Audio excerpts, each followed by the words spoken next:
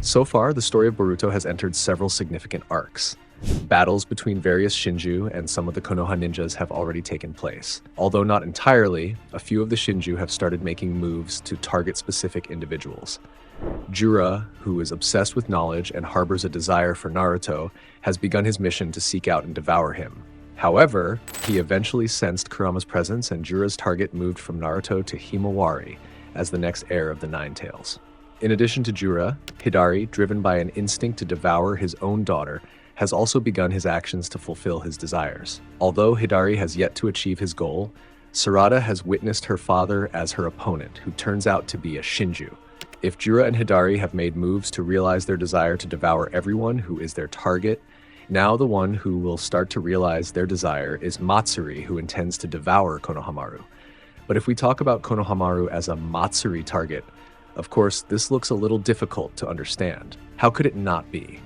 A Shinju who, from the beginning, had the instinctual desire to devour Konohamaru, but when Matsuri directly confronted her target, her personality completely changed, 100%. It cannot be denied that Shinju is a creature said to be akin to a newborn, acting purely on instinct. Yet, this remains a plot twist. As a Shinju, Matsuri instead feels a profound love for Konohamaru, even though her original instinct should have been to devour him. And despite Shikamaru devising a strategy to make them friends, with the ultimate plan requiring Konohamaru to betray Matsuri, would Konohamaru truly do it? Would he have the heart to betray and kill Matsuri? If Konohamaru were to create an alternative strategy and convince Matsuri by revealing the truth, would it be impossible for Matsuri to voluntarily give the Togodama to Konohamaru so she could return to her original body? Mogi?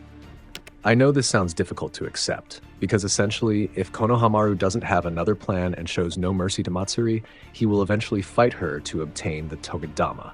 But the worst case scenario is this. If Konohamaru fails to defeat Matsuri, then he will become a tree, just like Ryu, who sacrificed himself to protect Gaara. But speaking of Matsuri and Konohamaru battles, there's something interesting about Damon's and Mamushi. Perhaps it's more accurately the battle between Ida and Mamushi. But what triggered him to come to Konoha Village? And of course, Ida couldn't possibly get involved with Konoha's problems until she had to leave the village. Because basically, the purpose of her being in Konoha in the first place was the strategy Shikamaru offered to Ida so that she could get closer to Kawaki. But that's not the main point. Sooner or later, Mamushi would make their move. One way or another, there will be a moment when Mamushi will seek out Ida as a target to devour. But how did this happen? What are the triggers and reasons for Mamushi to look for Ida? The first possibility is that he arrives unintentionally. This means he appears in Konoha through Jura's cloak or claw markings with the purpose of accompanying Jura. Perhaps similar to how Hidari came to Konoha alongside Jura. Given that Hidari is likely still in the process of recovery after being resurrected, Mamushi might be the remaining Shinju after Matsuri and Ryu departed for the Suna village to track down Boruto. The second possibility is harder to prove, but the likelihood could range from 50% to 70%. He might come to Konoha seeking Ida, driven by instinct and his desires. Some of you might find this confusing or even deem it an impossible scenario. However, believe it or not, this could be connected to Ida's Senrigan eyes. So far, the last time Ida used the Senrigan eye to see the situation at the Divine Tree Man's hideout was in Chapter 5. Now we've entered an arc where Chapters 5 and 17 are very far apart. And the first time Ida used the Senrigan eye to spy on them, that was also the first time I became afraid and traumatized to do that again.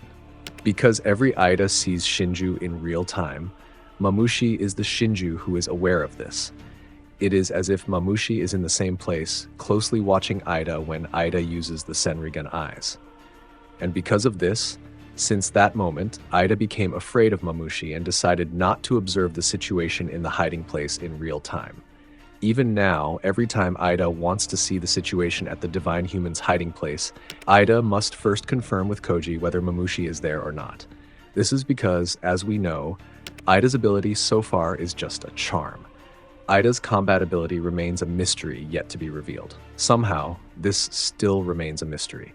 But if the fact is true that Ida does not have enough strength to fight, then one solution is Damon. What it means is that Damon will fight Mamushi to protect Ida. In conclusion, since Mamushi has not seen Ida for a long time, this becomes a reasonable scenario to search for Ida's whereabouts.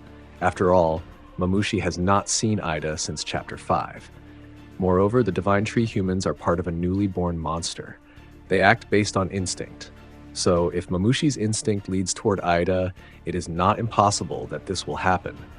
But what I'm still curious about so far is the Rinnegan eye that every Divine Tree human has. Do their Rinnegan eyes have different abilities? Because it seems impossible if the ability of their Rinnegan eyes has the same ability. For some reason, during Ryu's awakening, he could feel Code's presence inside the black cube. As for Mamushi, he seemed to be able to tell if Ida was spying on them. If you say Jura is the strongest, that's a fact. But does Jura not have the same abilities as Mamushi and Ryu? Or does he only have great skill and strength in fighting techniques? But one thing is for sure, in the end, if Ida doesn't have strong enough abilities to fight against Mamushi, Damon will inevitably be the first one to protect Ida from threats. I know if I asked you which one would win and which one would be the strongest between Damon and Mamushi, you would definitely say that Damon is the strongest and he would win if he fought against Mamushi. But as a manifestation of Bug's chakra, you should still remember where Bug revealed Damon's weakness. Even though it hasn't been fully proven, Mamushi won't be easily defeated if he fights against Damon. I know you're going to say this is nonsense, because essentially, you would disagree if Mamushi were to win against Damon due to Damon's reflection ability. Ironically, I once conducted a poll between Damon and Saitama, and the majority of people chose Damon as the strongest. I am irrelevant in this matter. But how can I prove it when you are solely focused on the reflection ability, which you consider to be an overwhelmingly powerful skill?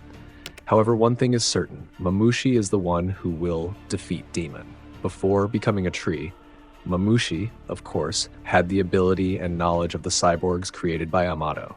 He understood technically how their abilities and weaknesses worked. And certainly, with Bug that has now turned into a tree, and many who underestimate him, I am the first to believe that Mamushi's abilities can be considered quite balanced when facing Damon.